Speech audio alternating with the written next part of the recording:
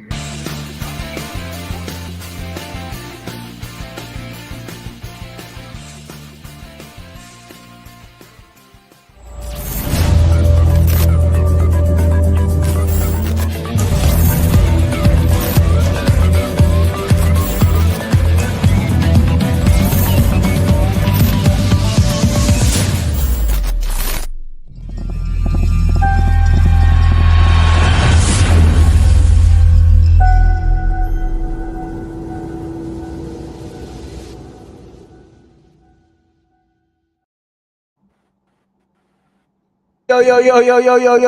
Yo. What is up, everybody? Welcome to the show, Kicking with the Crew, who is 3-0.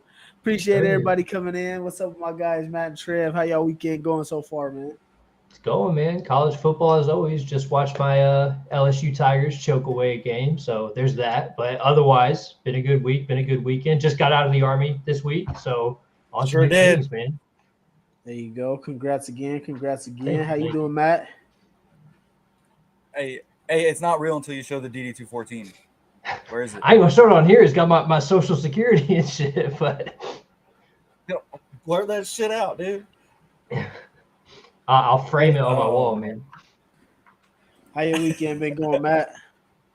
Oh, yeah, I did old man stuff today. I napped damn near all day. LSU bored me, so I fell asleep. Yeah, me too, man.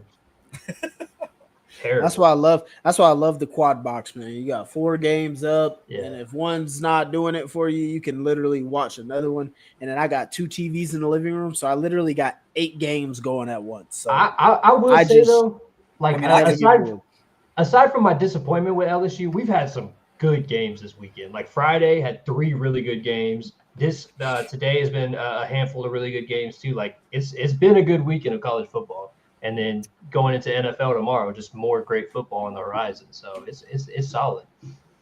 I mean, I can put 4 games on. I just don't like doing that. I get a headache. Yeah. It is a lot to keep up with. What I do is like I said before, I lock in on one. So then if that one's not really the game, then I'll kind of start peeking to find the one that'll keep my attention. What's going on? Yeah. I mean, I'll put switch over for commercials. I'll put like a college game on. And then if the Phillies are playing, I'll have the Phillies game on another screen. Yep. Not watching football on two separate screens. That should give me a headache, man. I did that with the Giants a little bit, but I'm bad about it, man. But for college ball, because I'm just such a sicko with it, dude. I'll be flipping from every single conference, every single game, because I just want to know who's the guy, who's doing what. You know, I feel like I have to see it all. I don't do the quad box. Same thing. I feel like I'm driving myself crazy. I just flip through the channels, you know, every single time it goes to commercial. Yeah, I like watching as many as possible, so I try and keep up with them. Sometimes it is tough to miss a little bit, but I try and stay as locked in as possible. But the reason we came here, man, the Colts are 3-0. The Indianapolis Colts take down the Tennessee Titans. I believe it was 41-20. 41. It was an absolute belt-to-ass session for 4 quarters from the jump. Kenny Moore with a pick 6. Offense was still humming. JT went crazy. Daniel Jones was efficient. Defense came away with 4 sacks. Special teams had a solid day. Didn't really give up too many big runs to Shamir DK. All around, just a great effort. And man, it was just one hell of a game. How you guys feeling about it? Especially in a divisional game when you kind of expect things to get tight because you know each other so well. It felt really good to just be able to, put our foot down on our opponent. That's the biggest win of the season so far. And even though we kind of let up at the end and kind of let them, I think they scored again in the 4th, like kind of scored in garbage time when we kind of, called off the dogs a little bit.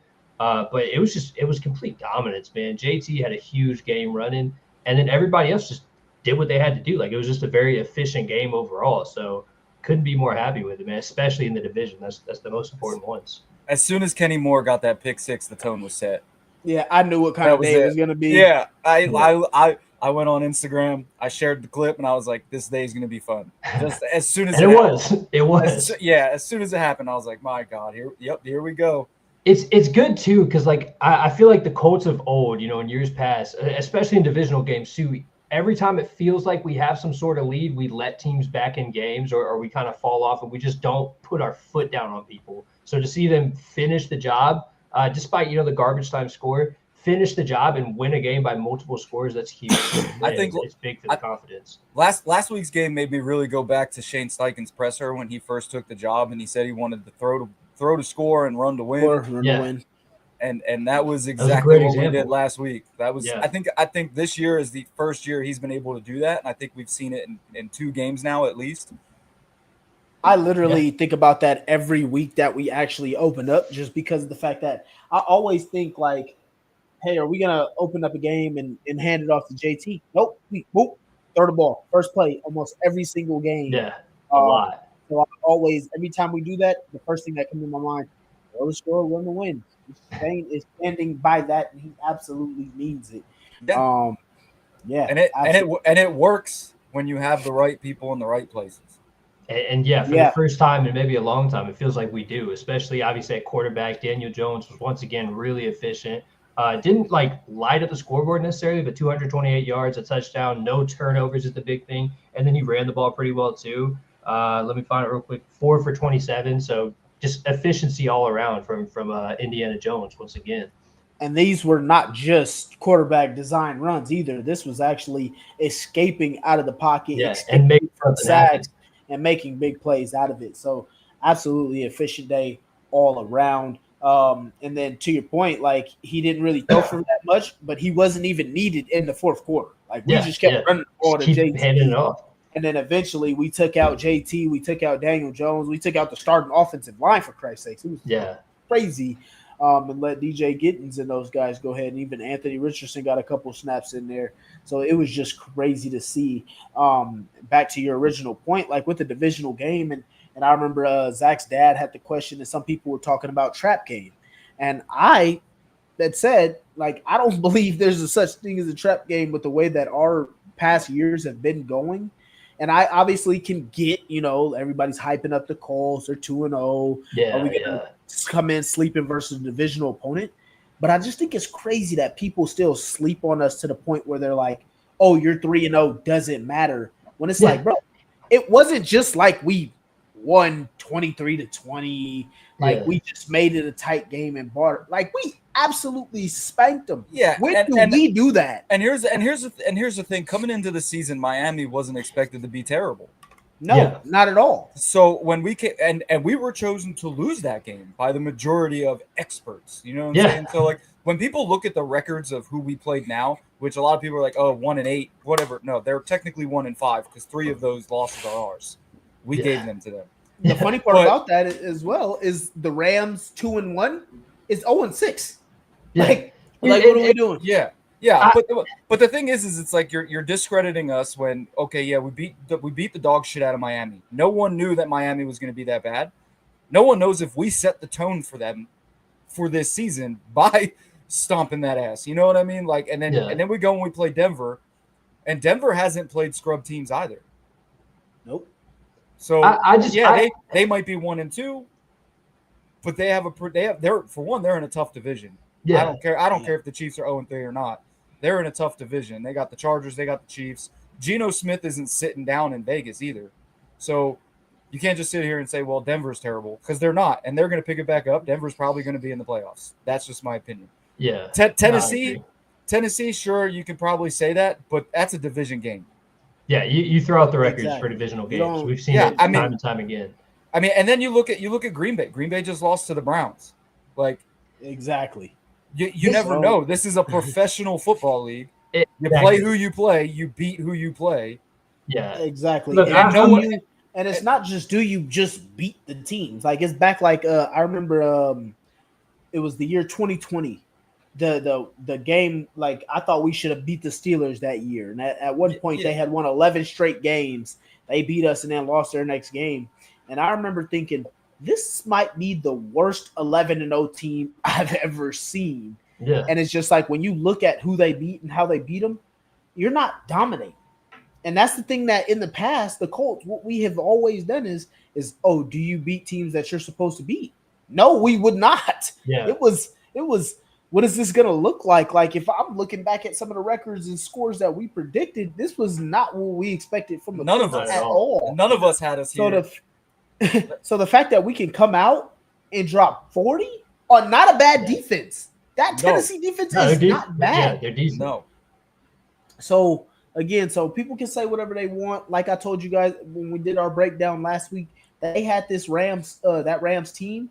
It was 13-12 going into the fourth quarter before the Rams opened it up. It was 16-13. The Titans were up before that score got out of hand going into the fourth quarter. So don't tell me about your bad 0-3, whatever, blah, blah, blah, blah. Like, the Buccaneers got the same 1-8 opponents as us. So I don't want to hear about it. And I got the Buccaneers winning. You are what your record says. I got the Bucs beating 52. So yeah, it's a ridiculous argument in the NFL. I understand the strength of schedule in the college game. That is relevant there because there's such a huge disparity between, your lowest teams and then your top dogs. This is the fucking NFL, man. Like, everybody is a professional. Everybody is good. You play who's in front of you. If you're 8-0, you're 8-0. It doesn't matter, because you're playing roughly the same level of competition, and that strength of schedule doesn't have a place in the playoff race here in the NFL because it's just, did you win? So we're beating teams we should be, and then beating teams that they don't give us a chance against, so it doesn't matter. I think people are looking at Tennessee like Tennessee is garbage. I really don't think Tennessee is a bad team. They have a hell of a roster. Tony Pollard is a hell of a running back. And we stopped him. That's what we did, right? And then Calvin Ridley, I think he's just in a rough patch. He's trying to get used to Cam Ward, right? I think that's all that is, because we've seen what Calvin Ridley can do. He's done it consistently. He's done it consistently for years, and he's just trying to get used to a young quarterback. And Cam Ward, we're going to see him for a long time. Yeah, that man is a dog. Tennessee got a dude over there, and I think people need to, like, too many people are the casual fan that just listen to certain talk shows or whoever they listen to and think, oh, this team's got a bad record, so they're terrible.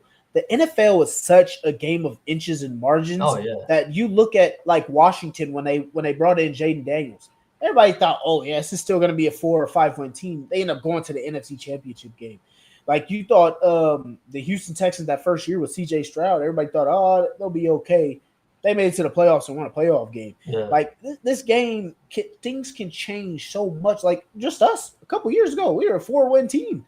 Like, things can just change drastically. Look at the year NFL we had by just a player change or a little coaching change. Look at what happened with when we had Jacoby Brissett. We were 5-2 when he got injured. Yeah. Yeah, and then the next thing you know, we didn't even make playoffs, and Jacoby was gone the next year. Like, look at week 2, man. We win a huge AFC matchup because a guy does one play wrong. We probably should have lost that game, and one player makes one mistake, gives us a break, and we win. Like, it is really that thin, the margins in this league. So you got to do what you take your wins, man. Yeah, you got to do what you're supposed to do. You got to be who you're supposed to be, and when you can dominate teams. That says that, that typically says something about a team. So the Denver game too is a prime example of the games by inches because we moved the ball almost at ease. Yeah. Yeah. We couldn't score in the red zone. So we were kicking field goals but not getting it on fourth down. We could have easily won that game by 2 scores if we would have just finished drives. Yeah. Yep. And if again, people like to make excuses. But we had injuries where we didn't have players as well. So it's just, hey, whatever you want to call it. I think that's probably – guys. Caleb the Kid, never seen you in here before. Appreciate you for coming through. Welcome, man. Stacy says hello, y'all. Hey, how's Stacy? Hope your weekend's going good. Just going back to the injuries, I think that's kind of the biggest conversation right now because obviously we did lose a couple guys in the Titans game. Kenny Moore went down with the ankle. Alec Pierce is in the concussion protocol. And, oh, Lord, I'm forgetting somebody. There's a third guy. Goncalves is out as well with a toe injury. And then we have a couple questionables. We'll see tomorrow. But those 3 are out for sure. So going into tomorrow, obviously probably the toughest opponent we played, the biggest game we have so far to see kind of where we're at. It sucks having those 3 guys out. Where are you guys at with what kind of impact or who's the biggest loss there? I think jumping already to next week. All right, that's where my mind's at, man. You said injuries. I said, man, we got 3 out, No, it's all good. I just like to dive into this first week a little bit and then jump into the next week. But yeah, go ahead, man. I think Kenny Moore's probably our biggest hit, but then I do think that Chris Ballard did a good job of bringing in Mike Hilton. I think those two have been compared to each other for the last 3 years. Had Kenny Moore's, I think that they both play similar, and I think bringing Mike Hilton in, he might not have as big of an impact as Kenny Moore does, but I think he does fill the role of what we need him to do. So I think that was played under Anarumo too, so it should be a smooth transition. And he didn't hesitate. I will say this about Buckner: Buckner is questionable. A lot of people are probably wondering why he missed Wednesday, practiced Thursday, and he takes Friday off every week. Buckner never practices on Friday, so I would definitely expect Buckner to be playing. I don't think he's going to miss anything tomorrow. Hey, when you're that good, I don't care. Hey, what up, Josh? Appreciate you coming in. One of the guys from the Colts chat on Twitter. Welcome, appreciate man. Welcome. You. As for me, I'm really not too concerned because if you look at what we have, I think for the most part, injuries are going to happen. So we can't sit here and say, oh my God, somebody's down and just be completely, down about it. Now, obviously, depending on who you lose, it could it changes some things for you. So like when we had Latu and Ward out week 2, Lou still made it to where the game plan was to take away Cortland Sutton. The hell was that? That was weird. I heard that shit too. My bad. That was my Alexa. It switched internets. But yeah, so the plan was to take away Cortland Sutton, and we did. We held him to 6 yards. We had another guy go crazy on their team, but it was part of the game plan. Now, if we were to lose somebody like a Daniel Jones, a Jonathan Taylor, that's a big impact. As Trev just said with DeForest Buckner, losing one of those three guys, those are your top roster guys. So you lose one of those guys, then we really looking at something. So I do get the concern, but I think when we got who is it? It's not Josh Stills, but Dalton Tucker coming in to play right guard. We had him play last year for a couple games. He was really solid coming in and play for us. And if we got to have him for a long run, then that's a little bit more concerning. But for a game or two, backups need to be able to probably live with it. Yeah. We got AD Mitchell. AD Mitchell needs to come in for Alec Pierce. This is his time. This is year 2. I mean, if AP is out for the entire game, he's out for the entire game. This is time for AD to step up like he did against Pat Surtain, getting a pass interference and being able to show that he can make plays and step up. Not only that, but let real quick, if you're a fantasy football player, I would pick up AD Mitchell right now and put him in your flex at least, because AD Mitchell, when he's on the field, he's targeted. Yeah. Every time he's on the field, he's targeted and he's open and he's making catches. It's not like he's just kind of there as a role player. When he's on the field, his number's called. Yeah. So I would expect a big game from AD Mitchell tomorrow. I think losing Pierce with the deep threat ability, I guess. But I don't know how much of an impact that really is, because that throw only really happens maybe 4 or 5 times a game. Sure. You know what I mean? So but for me, but for me, in my opinion, my bad, Trev. I just want to jump in there real quick. I think that should still work perfectly. I still think he needs to be effective in that deep ball game. This guy runs a 4.3. I think it was 4.31, whatever he ran. He's one of the ones that gets those one of those 4 or 5 shots I was talking about. He's one of them that gets them. So it's not exactly. So I do think that obviously if you lose the experience and the value of an Alec Pierce, but I think AD Mitchell, what his skill set brings, he should be able to make up for that. Yeah, that's kind of where I was going as well. Is like, obviously you want Pierce healthy, you want him in the game, so it sucks to have him out. But that's, of the injuries we have, that's probably the one that you expect the least impact, because it's an injury that kind of opens an opportunity for Adonai Mitchell to get more reps and more snaps, and like you guys said, more targets downfield. So I'm excited for it. I'm excited for it, to be honest. But I also think it's a challenge too, because we've seen flashes of AD Mitchell, but we need to see that like signature game, and this is year 2 now. We're looking at where it's like, hey, like, take your shot here. This is your opportunity to really make your name. No pressure, my guy. Yeah. No pressure, but here's your time. Yeah. Here's your time. You need to be like Ashton Dolan a couple years ago when he came in and had to play the whole game. Because of it. And the thing for him, the big thing for him is to make sure he doesn't have those mental lapses. Yeah. We're getting illegal formations. Not being able to keep 2 feet and bound on certain plays and stuff like that. Be the big type of playmaker that he is. If he fixed those mental issues, he could really be a really nice receiver. This could be there's no question of the talent. Nathan, I totally forgot that game was on. I got it on my TV. I've been kind of glancing over at it. That's a big one. There's no questioning the athleticism and the talent from AD Mitchell, but it's 100% that the mental part of the game. Oh yeah, Josh. I think Mitchell could if he makes sure he keeps it right. If we see a lot of Ashton Doolin, then Mitchell still isn't getting it down. Yeah. Nathan, the replacement for Goncalves will be Dalton Tucker at right guard.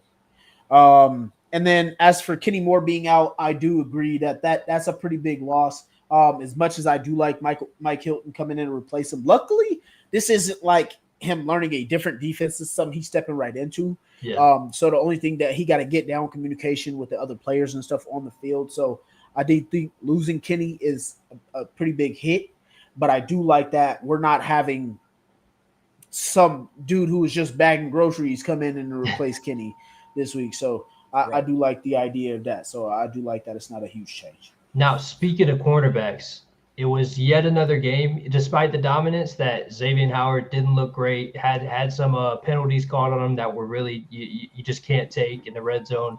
Where are you guys at with Xavier Howard? I was hoping for kind of a bigger impact. I was going to bring him up, but I know DeMarco wanted to talk about Tennessee before we moved on. No, I'm talking. Oh, no, that's from that game. That's from that game. I'm talking 3 weeks in, and Xavier Howard is still in. The same exact point I was ready to bring up about tomorrow as a concern. I'm definitely a little concerned. It's like it's one of those things where I'm waiting to see, just because it's like, is it him getting his legs under him, or is he just cooked? It's like we have to find out. This is one hell of a week to have to find out. Hopefully Devontae Adams is out tomorrow, and then there's one less, major concern that we do have.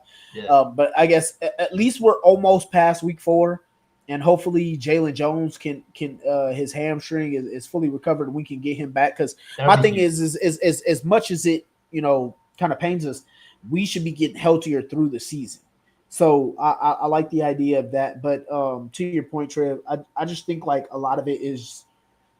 I'm going to call it rust right now. I'm just not ready to say that he truly is cooked. Now, I do think he has some issues with some of these smaller, fast receivers. Mm-hmm. I just don't think he necessarily has that type of twitch anymore. Now, some of the bigger guys that he can kind of stick with, like a Adams or a Puka, if he needs to, be sticky and stay with them, I think he can do a little bit better. But I think I'm not ready to say he's washed just yet, because it is penalties. He got beat once in that Denver game. The other ones has just kind of been, I think there was a ticky-tack foul that he got called on him in Denver as well. That I didn't like. I didn't like one of those. So I'm going to call it rust right now. That's I'm not hitting the panic button. He's also in a position where he's kind of giving me like that Rock Ya-Sin, mindset, where he's playing okay. It's just those stupid penalties that are pissing me off, and they're really happening in the red zone. That was kind of my next point too. Is like, it's not so much in the open field. Is once we get down in the red zone, that's where you're starting to see all of these things come to light with Xavier Howard. But throughout the majority of the game, you don't really hear his name much. He's not really blowing any plays up, except for here and there, like anybody gets burnt. But he's playing okay. But then when you need it the most in the red zone, it seems like those issues are coming to light. I also that's think a great point, Trev. It's like one drive in both those games. One drive. And I also think it's in a situation where a lot of the times you could let those calls go, because the red zone people, those plays, people are, when you're down there in the red zone, it's more aggressive. Everyone's more handsy. It's too tight. You can't just play off of somebody. You have to be right there. And a lot of, they were flags, but were they really that serious? They're a little tic-tac, Yeah. I think it's just the fact that it's consistently him that it kind of puts the spotlight there. Yeah, agreed. Yep, for sure. Completely agree. So, not hitting the panic button on it just yet. I'm going to just call it rust. We'll kind of see. I agree. And then also, like you brought up, it's been like it wouldn't be whole games. This literally will be just like one drive where it's just like back it's to like back 2 to or back, 3 where it's like, oh my God. Like I remember at one point I was like, get him the fuck off the field in that Denver game. Just go take a water break, it was but then it was like quiet the rest of the game. So you kind of forget about it. So I'm not ready to panic on that one yet. Got another new commenter here. Budget Lobster. Appreciate you coming in. Says looking good, man. Appreciate you. That's my first aren't. Oh, yeah, appreciate you. Tressa says, so tell the rest of us what's happening in the game, Matt. I mean, it's 3-0 right now. Oh, talking about the Penn State. Penn State's got the ball, 2nd and 12. Alabama is putting it on UGA right now. They always do, man. No matter how bad you think Bama is, how cooked they are, they play Georgia well. This has me confused, scared because we got a lot of guys out. I could see a loss because without Kenny, without Conglaze, without I don't think there's really a lot of guys out. I mean, we've got 3 guys out, but we have people that are replacing them that are competent and good at the position. So we have the depth for those players to be out.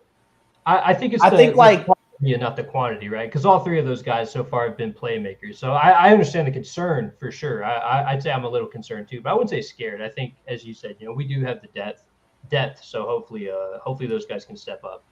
Yeah. Also, this isn't like the secondary that I'm like totally worried about. Yeah. Like Pierce being out. I think we have a comparable player in AD. You talk about Goncalves being out. I think Dalton Tucker can come in and cover for him. Obviously, the Rams do got a pretty good defensive line. Luckily, Daniel Jones has been really good about getting the ball out of his hands. And then if you go back and actually watch these games, as I was telling these guys in our chat, that the Eagles did not stress the Rams defense at all with moving Saquon around, moving tight ends, putting motions and stuff. A lot of it was just simple runs straight up the middle. They thought they could bludgeon them. And then when they finally opened it up in the pass game, the Rams just couldn't stop them. So there's that. And then you got Kenny Moore. And like I said, that one does worry you a little bit because of the fact that Puka's in the slot. Our linebackers are kind of trash. No, they're trash in coverage, not kind of. But, it's just one of those things where I think that we need to make sure we're on our P's and Q's with it. We keep scoring the ball. We know Matthew Stafford, he's a really good quarterback, but he'll give you one. Yeah. He'll give you one. And he's a gunslinger, man. That turnover could be the difference. I was gonna bring that up too, because that's one of my key things is making Matthew Stafford uncomfortable and making him feel like he has to do too much. As long as our offense continues to be consistent and we're scoring like we do, he's going to make a mistake. Matthew Stafford will make a mistake. It's one of those things too where like you got to pressure a guy like that because he's a great quarterback. He's going to find a way. But as you guys have said, like if you can apply that pressure, sometimes he'll give you one. Sometimes he'll just enter hero ball mode and just drop 350 on you, and that it is what it is. But either way, like you have to force that decision from him. You can't just let him sit back and be comfortable. He's too far in his career. He's too much of a vet, too much of a stone cold killer to allow that. So I'm really hoping to see more from our edge rushers, as we've talked about a couple times these past couple weeks. We did get 4 sacks this last week, which is good, obviously. But I just felt like the consistent pressure wasn't there. I felt like too many times we let Cam Ward slip out. Stafford not as mobile as Cam Ward, so maybe you get lucky there. But we need more consistent pressure there. We can't really sleep on the fact that Matthew Stafford can make something happen, though. No, he can. Yeah, absolutely. he's not as fast as Ward, I guess is what I meant, but he's slippery, man. He's been around this long for a reason. Yeah, I'm not too worried about quarterbacks getting on the edge and slipping out. I mean, that's what mobile quarterbacks do. That's the problem they give you. The only one, I mean, the one that the two that truly come to mind that you don't want to let them get out the pocket and do whatever they do is Josh Allen and Lamar Jackson. Yeah, those are the two that you really don't get out there. I think Cam Ward, obviously, he still needs a little bit of time and he needs some more help around him. But I wasn't truly concerned. I thought we bottled him up pretty well. I do believe that, the Titans, I think they're getting a little bit better each week, but they just got too many things going on. And I truly believe, like, I never thought it was this bad. At least maybe Will Levis made it look worse, but I truly think their their coach is just garbage. He is awful. Like I thought Adam Gase and maybe some other coaches were just terrible, but Brian Callahan awful. Like I like challenging a fucking a first down on a first down, 2nd and 1. Yeah, like okay, good job, buddy. he got his got his punt team on the field. Didn't know if he was gonna keep him out there or not.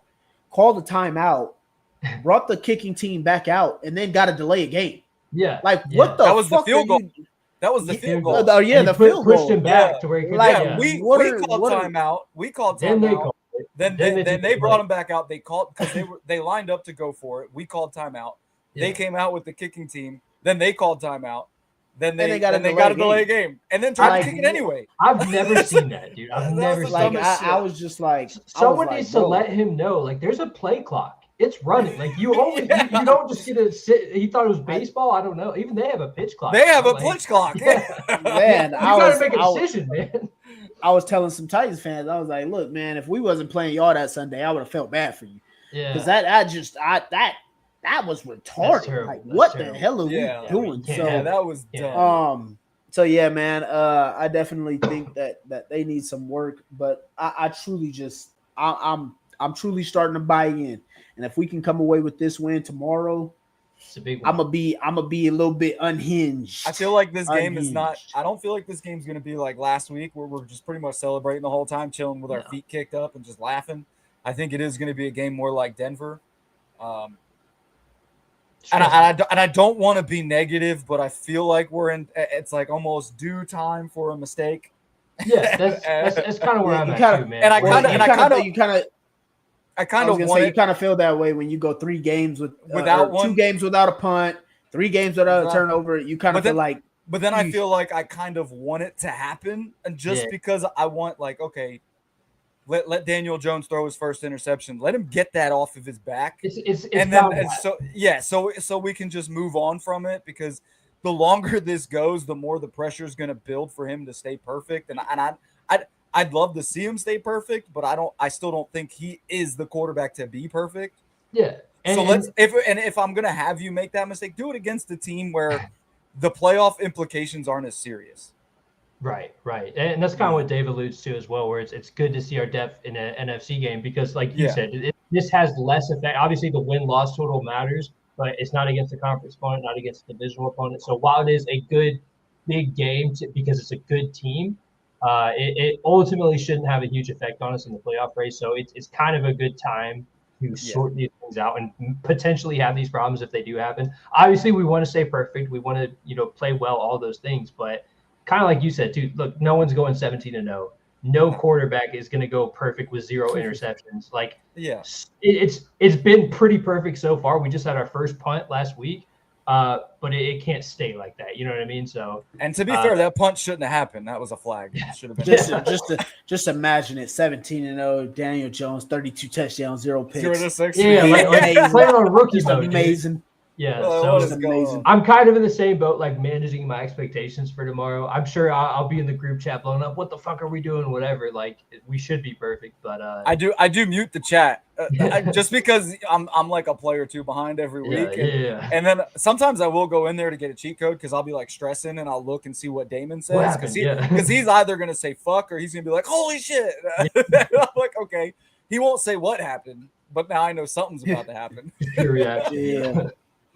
Yeah, what's the name? The reason for me is sometimes I get the update from the Sleeper app. So I'll get an update that it'll say Alec Pierce 10-yard catch before the third down even happens. And I'm just like, I'm like on edge. And then it happens and I'm like, okay, we got a first down. But I think it'll definitely be good for us. I'm not saying we're gonna lose no more until we freaking lose. That's how I'm feeling about it right now. That's how I'm feeling right now. I can't blame you, bro. I can't blame you. Obviously, I did pick us to lose against Denver and the Rams to start the season, but I mean, man, things change as they happen. I don't remember what I picked us as, and honestly, I feel like I was way the fuck off. We all started the same 2-2. Yeah. Oh yeah. Well, we were off. We're ahead of schedule, man. We're good. Yeah. So we'll see how it goes, man. Tristan says, I feel like this is a big test game. I'm a little scared. I want to win. I want Indiana Jones to keep the streak going, but I know at some point we're gonna lose. Hope it ain't this week though. Absolutely. Yeah. Dave Stewart said Callahan blame the delay game on kicking the ball, not being out there, and it took too long to get it out there.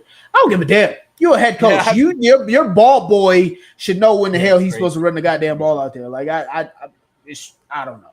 Call another timeout. Take the penalty. Whatever. I don't know. I just think he does a lot of dumb stuff. And it's not even just that one. It was like Matt had brought up before. Like I went on for this for a minute in the chat. Like they're down like 18 or whatever it was. Yeah. And we get a first down. But then you challenge it to want to get a second and one. Yeah, like, a second. And when we've been moving the ball at ease, you challenge that. Like you challenge it for a second and one. Like let it be third and one. Let it be fourth and one. What are you challenging a first down for? Down 3 scores. And it was inches too. It wasn't even second and one. It was like second and inches. Like, come on, bro. Like, dumb, dude. I just don't understand. I mean, I guess I can't fault them for not wanting to take timeouts home, but it was the dumbest win challenge I've ever seen in my life. Yeah. What's the point? Yeah. We're talking about a couple inches. If it was a super close game or something and that was third down, I understand. But it was neither one. So no, if the game was close, like, but not even then. Even if it was close, sure. So, I mean, it would have gotten us a second and one, but that's not a place where you're like, oh shit, this is game changing right now. They got this first down. Especially when you look at who we have at running back, that our offensive line is probably one of the best in the league. Just questionable decisions, man. And the procedural shit that you see 31 other teams typically getting right. It seems like Brian Callahan is struggling to. I think 31 other teams looked at that challenge. I think 31 other teams looked at that challenge and was like, "This is something we're not doing." Yeah, like what the hell? we will never do this. We are not doing this. All the owners went to their coaches and said, "You better never do some stupid shit like this." But as a Colts fan, I'm gonna say, hey, lifetime contract for Brian Callahan. Keep him lifetime. Keep him there. I love it. Brian Callahan football, baby. Until I can't watch football anymore. Yeah, keep that guy with the headset. Yeah. Hilarious. All right. Nathan says in order for us to win, Danny Dimes got to be aggressive and attack the Rams secondary over the middle. Will be open all game. Let Mitchell sit in the middle of the defense. I disagree with that. Well, I wouldn't think Mitchell is going to be doing all that. It's going to be Tyler Warren. I disagree with that. I think that Danny Dimes needs to attack the outside. If you look at their corners, if you look at those corners on the outside, they're not great. They're missing one. And they are not doing well on the perimeter. So to be fair, I mean, I'm going to attack the middle of the field, especially with Tyler Warren, but I'm definitely hitting AD and Michael Pittman Jr. on the outside.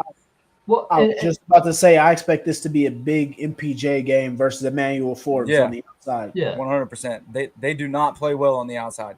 I think to his credit, too, this is something that Jones has done really well so far this season, is varying in his attack, and varying in his targets, too. Like every single game, every receiver touched the ball multiple times. Like he's spreading the ball really well, hitting different areas very well. So it's like the defense, every defense we face, they can't be content to sit in one type of base defense, try to just cover the middle, cover the outside, whatever. They have to constantly adjust it and try to figure out what we're doing because our attack is so varied. And then that just opens everything up for JT as well. So I think just really continue attacking as we have been, obviously you I wouldn't change anything. Forbes, yeah. But just the way we've been spreading the ball around, you just keep doing that, man. We have like a top 5 offense right now for a reason. So you just because of the fact that we put so much stress on defenses, man. I love the way Shane is in his bag right now. Yeah. I think he's a top 2, top 3 play caller right now in the NFL as far as what he's doing to put stress on the defense, the plays he's calling.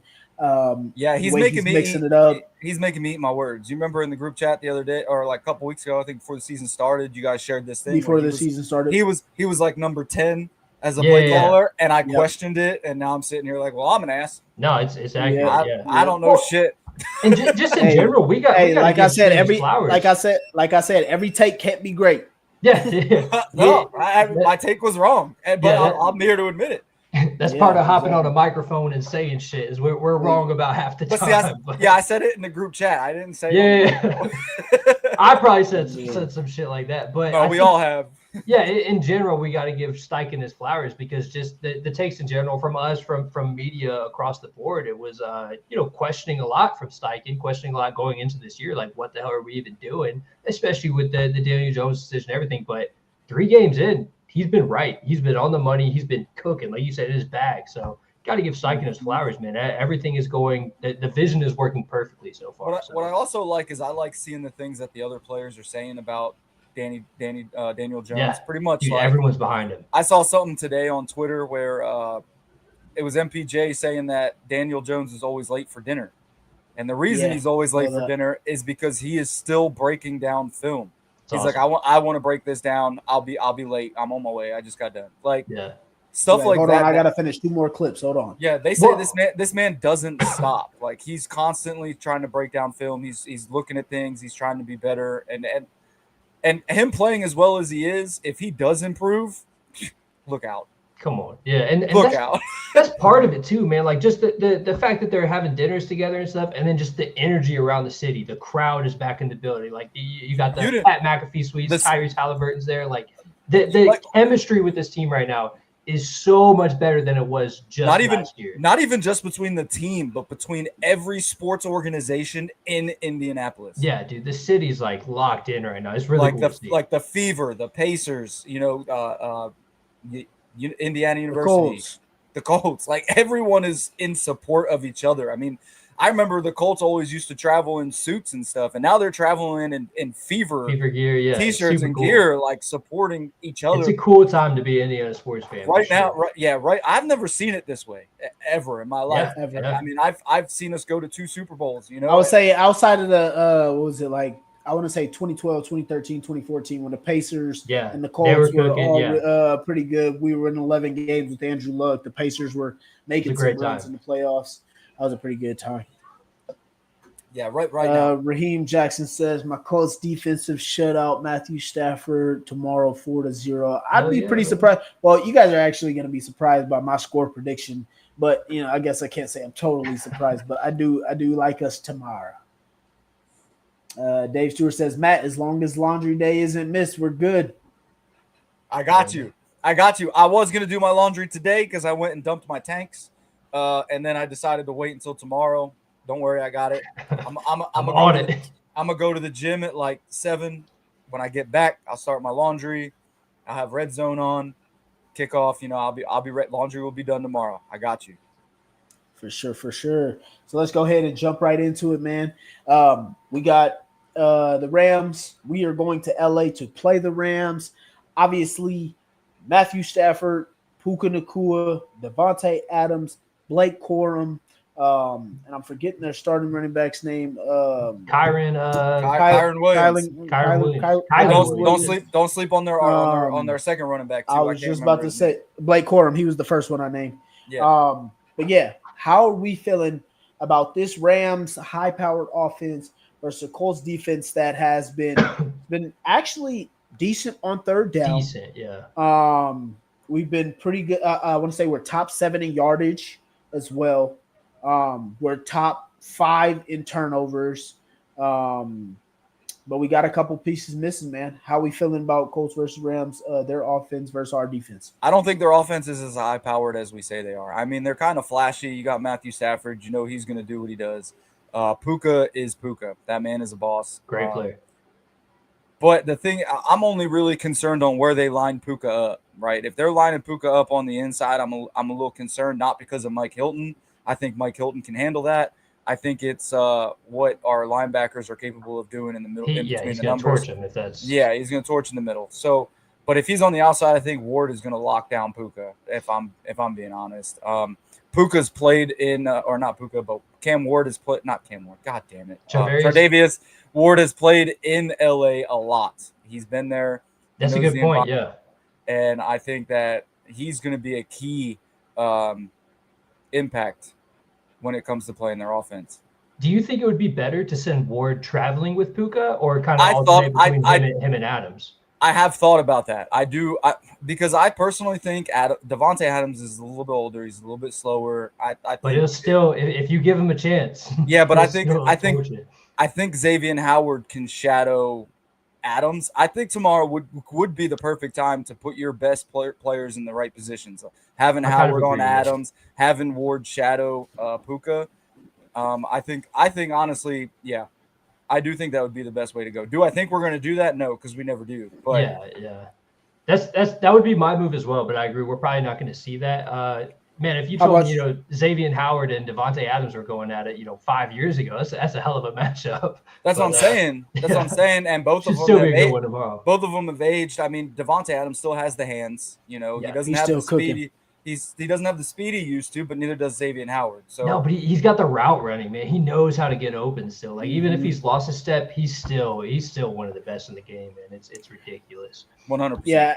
As for me, man, I think that if it depends for me, as long as we got DeForest Buckner there and we're going to be able to have that pressure up the middle on Stafford, I do like our ability to sit there and be able to play against him. I don't think they have the greatest offensive line.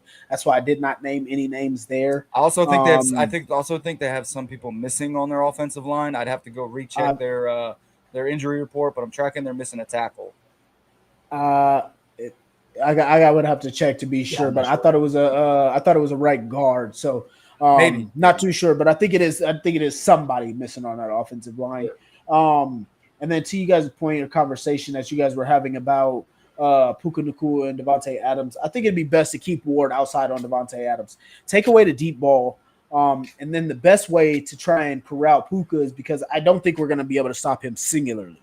But I think if we can have some plays where Mike Hilton can kind of watch the underneath with Puka, because he's going to be playing in the slot. I don't want to take Ward out of the outside to make him come in and play a slot position. That's where I was sitting too. That's where I was sitting too. And so that's where I think that we can kind of mix it up a little bit. And if our linebackers can study how Zach Bond played Puka from the Eagles, I think that can be something that we can kind of work out. I don't think we have the coverage ability from our linebacker position, but I think if we kind of make it muck it up a little bit in the middle for what Puka likes to do on those inside routes, I think that'll make the biggest difference for us. But I think it'll ultimately come down to DeForest Buckner, Grover Stewart, Adetomiwa Adebawore, and all these defensive tackles that we got to create some pressure up the middle and force Stafford to make some ugly throws consistently in this game. Yeah, that's going to be a key, and especially there was the earlier question of DeForest Buckner's health. I believe he'll play tomorrow. He's officially questionable right now, but I agree he'll probably play. But that's the huge key right there, right? Because that's where most of our pressure comes from. Well, I think he will play, but it's how much. Sure. But you talk about Kyren Williams too. Like, this is a game that is going to be very important to shut down the run game and force Matt Stafford to hit these weapons and force them to throw the ball, even though they're obviously very capable of throwing the ball. They have great weapons. I'm not doubting that, but I'm saying if you allow Kyren Williams to control the game, he is capable of doing that. Like, don't sleep on Kyren Williams. I said, 4 years ago, this guy was going to play in the league, watching him at Notre Dame. He's a terrific 3-down back. And then Blake Corum, obviously very good too. So if anything, you don't want to let them control the run game and control the clock and bleed this game out and force us into positions like that and then take their shots where they want them. Like, the first key to this is getting that pressure in and shutting down this run game, forcing them to take these long balls, because I think we have enough over the top, especially Cam Bynum floating around back there, that we can kind of, control, bend, don't break that defense from there. But if you let Kyren Williams get loose and just start making big plays in the run game, it's going to be a long day for us. Absolutely. And I completely agree with you, Trev. I didn't mean to not misname them, but I think the key thing is for a lot of these teams is don't allow teams to establish the run. So I'm completely with you, especially for a guy like Stafford and Sean McVay. They want to establish the run. They want to be a physical football team first before they go to air it out and stuff like that. I completely agree with you. We gotta be better in the run, and I think we right now currently as a team we're giving up like 4.8 per carry, which is it's ranked, I want to say it was like 26th or something like that. So we definitely want to establish stopping the run and make sure we don't let these guys. Yeah, it's a good chance too for guys like Zaire to play to their strengths. Like, we know he struggles in pass coverage. I expect us to get burnt over the middle with something with Puka, like probably a couple times.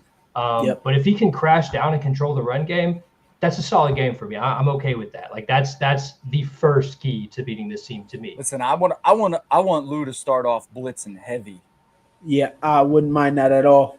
That's exactly like normally we don't normally start off blitzing heavy. We kind of try to feel them out, but I feel like this is one of those games where Lou needs to go ahead and set the tone defensively. Just make him feel uncomfortable from the get-go. Right from the start. Because I mean, like last week we did it. We set the tone defensively with Kenny Moore pick 6, but that was against a rookie quarterback we didn't really do anything but just sit there. And Kenny made a hell of a read. He also baited Cam Ward into that throw. So can't come to your check down late. No, and I mean, a guy like Matthew Stafford's not going to make that type of throw. So we got to force him to be uncomfortable early. And that I'm blitzing.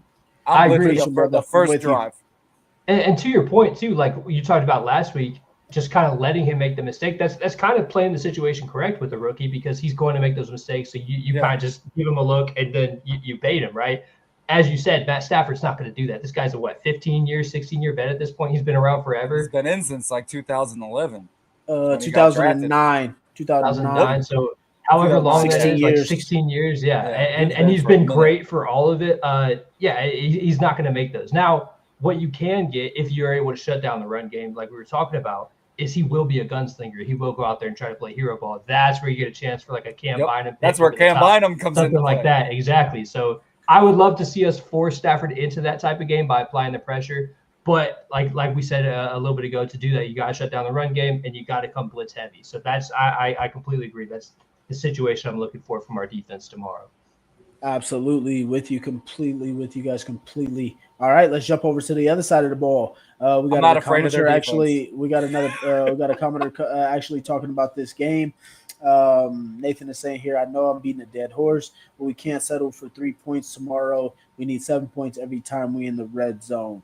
So how are we feeling? Jonathan Taylor, Michael Pittman Jr., Josh Downs, Tyler Warren, JT, this offensive line, Daniel Jones, all playing really well. We do have Alec Pierce missing. We do got Goncalves missing. How are we feeling about our offense versus this Rams defense?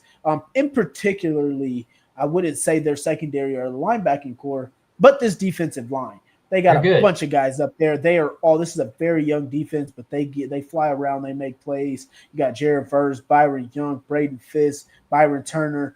These guys can really play some ball, and we do got an offensive guard missing. So how are we feeling, guys, versus the Rams offensive line? And it was their tackle, Havenstein, is questionable. Yeah, I mean, what you said is exactly like my main concern offensively, is the fact that Goncalves is out and he's been playing so well. Obviously, Dalton Tucker's a solid backup, but still, you line him up against a guy like Fisk, Jared Verse, these different guys, and I expect them to kind of move around too and throw different looks at us with that defensive front. That's now a position where they can do the same thing to us, right? If they're able to shut down a run game early, or at least give it to where we're in third and long situations. Whereas up to this point, we've been pretty good at getting third and short, third and manageable. That's where you start to look at, are we asking Daniel Jones to play hero ball? Is he still capable of doing that? Obviously, he's played very well. I'm not saying he won't, but that's their key to shutting us down as well. So for me, get these outside runs, because I expect them to collapse this pressure on Dalton Tucker and try to stuff us inside. And we see a lot of inside zones sometimes and just kind of zone read runs. Get Q on a motion, pull them out on a pull block, get these stretch runs going, stretch their defense out, and get Jonathan Taylor going crazy early, and then we can just do exactly what we've been doing every single week. That's kind of the big thing to me, is stretch this defensive line out, because otherwise they'll collapse on us, and it can make things tough really early. Yeah, there really isn't much more for me to add on to that, because I agree 100%. I mean, watching the Rams in the Philly game, I mean, Philly didn't do really anything for the first 3.5 quarters. Yeah, and the key, I think a lot of the key is the pre-snap movement that we do that Philly didn't do. I mean, we're good about that. I think we are the team that probably runs pre-snap motion the most outside of Kansas City. We've always got somebody moving prior to the snap. Yeah. And that's key, because Daniel Jones is seeing what's happening. He can either check out or he's going to keep with the play. And a lot of these runs that we're doing are RPOs, and that gives Daniel Jones the amount of the right read to make the right decision. So it's a great point. I'm really encouraged too, like just with we talked way earlier about how Daniel Jones scrambling, it was like broken plays that he ended up making something out of. I think there's going to be a lot of opportunities for that tomorrow. Not that they're just going to beat the shit out of our O-line or anything, but I expect them to get pressure. And 3 weeks in, Daniel Jones has shown his ability to extend those plays, roll out, find Tyler Warren, or scramble and make something happen. So I think tomorrow is another good opportunity where we will see that pressure at least a couple times, and I'm counting on Daniel Jones to bail us out of that situation. I think one of my favorite things about Daniel Jones, I'm glad you brought that up, is his pocket presence. I think that's one of the things I've noticed about him the last 3 weeks. Yeah. The pressure has been there. We've gotten, pressure, people, especially from the interior. Last week we saw it. The week before, I think Jeff Simmons went absolutely nuts. He's a monster, dude. I mean, that's Jeffrey Simmons. You expect that from him. Denver had a lot of plays where they had some interior pressure where me and Zach were kind of questioning what I don't know how to say his name. Goncalves. Yeah, we were questioning his ability, even though he was really highly rated and actually did a good job. But Daniel Jones has this thing where I've noticed when you watch him, if you go back and watch the first 3 games, he knows that it's coming. Yeah. And his first step post snap is in the opposite direction, and he's setting up the pocket. He's not just maneuvering through it. He's setting it up so that he can throw where he wants to. That's the thing that I don't think any of us expected from Daniel Jones. That's something you expect from like a Patrick Mahomes and Aaron Rodgers, a Josh Allen, these guys that are known as elite quarterbacks and have been doing it for years. That's not something you expected from a guy like Daniel Jones who came out of New York and was struggling. Well, he's doing that at an elite level, and that's the thing that has me excited about him. That's one part of his game you can actually give credit to New York for, because he played his entire career there under pressure. So he knows what it's like to have a edge rusher running you down and stuffing you in the dirt. He's sick of it, man. He's getting out of there. So, but I agree, he's got a great sense for it so far, man. He looks really clean, and we've given mostly clean pockets. But when that pressure comes in, he's handling it really well. He knows it's coming. Yeah, so, he knows it's coming. I also feel pretty good about our offense, man. Like Matt said, the Eagles' offense just did not stretch this defense at all. And then they also lost their right tackle, Lane Johnson, to a neck injury, and they had Matt Pryor playing right. We know all about that guy. And as a Colts fan, if you don't know about Matt Pryor, you should. Count yourself lucky. You must be know all about him. The Rams also ended up running some blitzes and stuff as well. That the I don't know how he's still Eagles in the league, didn't pick up well. So I think this is definitely going to be a different offense that the Rams are seeing this week. So I do really like what we do well to put some stress on their defense. So I think it'll something that'll be a big difference for us. They also got another offensive lineman, Steve Avila, who missed last week with an ankle injury. Then they got Dustin Didich with a chest injury. So they got a few O-line injuries as well. And then Devontae Adams did miss.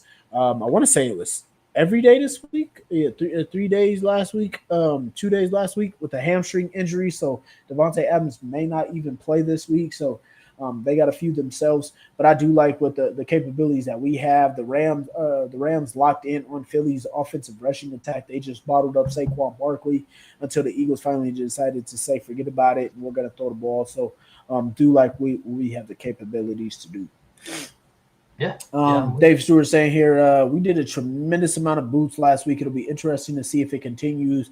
Might have been a result of inside pressure. That's a great point. Yeah, we did. I don't think it was due to the inside pressure. I just think if you look at the Titans' edges, they weren't very good on the edge. They weren't very good at setting the edge and keeping it. So I think it was more so a game plan. Like that's another thing. I know I said Shane Steichen's been calling games great, but this offensive staff as a whole has been cooking up game plans. Like if you look at the game plan that we had against Miami Dolphins, you look at the game plan that we had against Tennessee, you look at the game plan that we had versus Denver. These are 3 defenses that were supposed to be much improved. I know the Miami Dolphins secondary was out, but that front 7 was supposed to be solid. Bradley Chubb and those guys. I know they lost. They're supposed to kill us. Their rookie, or not their rookie, but their second-year player to a knee injury or something like that for that week. But that's the front 7 was supposed to be good, and they signed Matt Judon. You look at Denver over was it last year? 62 sacks on that defensive line in that front 7. This was a defense that was supposed to be top 5 in the league. Then you look at the Tennessee Titans. They, like I said, they held the Rams 16-13. They were holding them down for 3 quarters. So we cooked them. I just think that like our game plans have come in and our players are executing at a high level. I just think that whatever the game plan that Steichen and these guys will have sealed up, I think it'll show what the key to beating this team will be. And I can almost guarantee it'll be something to stretch that defensive line out and, to force the secondary to cover. Yeah, I think a lot of it also has come down to the fact that every single player on this roster has bought in to this season. And I know that like when Daniel Jones was announced as the starting quarterback, everybody was questioning whether, the team was bought in with Shane Steichen. I saw stuff on Twitter where they were like, oh, I think they posted the victory or the victory speech from a preseason game, and they were like, oh, no one even likes Shane Steichen. Look at how the players are reacting to him. And I'm like, it's a preseason game. Like, shut up. But then, like, now you're starting to see how this team is, and I think every player has bought in to the preparation. They've bought into, understanding what they're supposed to do on every single play. And every time you see these players get interviewed, Jonathan Taylor, he's saying it. Players are doing what they're supposed to. They're executing their assignment, and it's making it easier on everyone. And I think the team has finally realized that that's how you're supposed to execute. So it's just been so great to see. I don't remember the last time I've seen a team gel this well. Dude, this together, yeah. Like the buzz around the team is so good, and it feels like they're playing for each other. Whereas in years past, there was like controversies and all this stupid shit and drama. And I think like I don't want to make too much of it, but I think a big part of it is the fact that there's not a constant controversy around the QB position. Like obviously the most important position on the team, but when you have a guy that's playing well, executing the game plan well, and then there's not so much of a question of is he going to stay healthy? Is he going to compete for his job, this, that, and the other? It lets everyone else just kind of focus on them and focus on their job. And then it all comes together really well. And we've said for a long time, like winning cures everything. So, you go out there 3-0, everyone's buying in. Like I remember I was probably in the preseason too. Shane Steichen has started to do this thing in team meetings where they go, boom, every time they make a point. And like the first time they did it, I was like, this is lame as shit, man. Like guys are half-hearted or whatever. But then you watch the locker room after each win, and guys are full and boom, excited about like winning cures everything. So even the little corny things like that, guys will buy in if it's working, and it's working. So it's really cool to see, man. Most definitely. Tressa, did anyone look up Clarence Verdon? I actually did. It was pretty funny to see some of his stats, because when you look at his stats, you wouldn't think that he's anybody big time. But 7 career touchdowns, got 2 Pro Bowlers just due to being a returner. I would say his best year was his first year with us after Washington had those 4 touchdowns.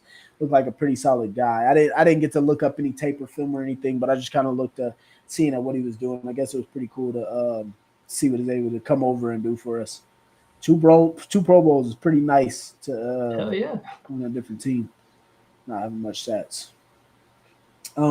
Nathan's saying here, I want to see this offense to score touchdowns. Field goals won't beat the Rams. That'll bring me into our next one.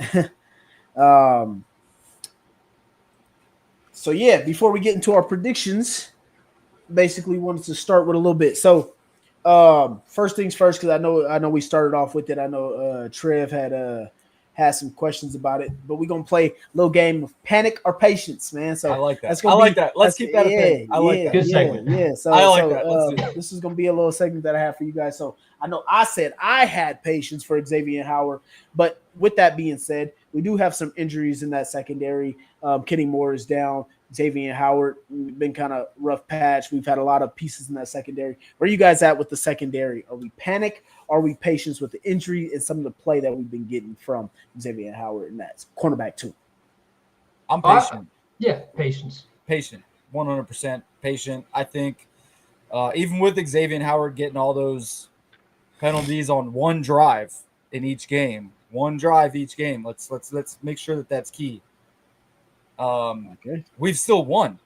Yeah. So at the same time, and when you really look at those penalties, that they're questionable. You could have either thrown the flag or you could have not thrown the flag. As a referee in that situation, you could have questioned it, but they threw it. So I think, to me, I'm being patient when it comes to the injury to Kenny Moore. Like I said earlier, I am excited to see Mike Hilton because he's the exact same player. They're damn near a mirror of each other.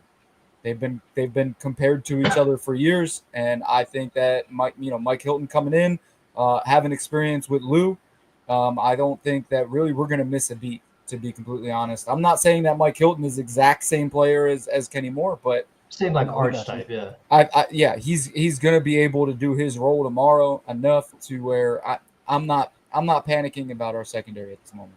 Yeah, I'm fully on patience because if anything, like obviously losing Kenny Moore is a problem, right? That guy's lightning in a bottle. He's been one of our best players the past decade, right?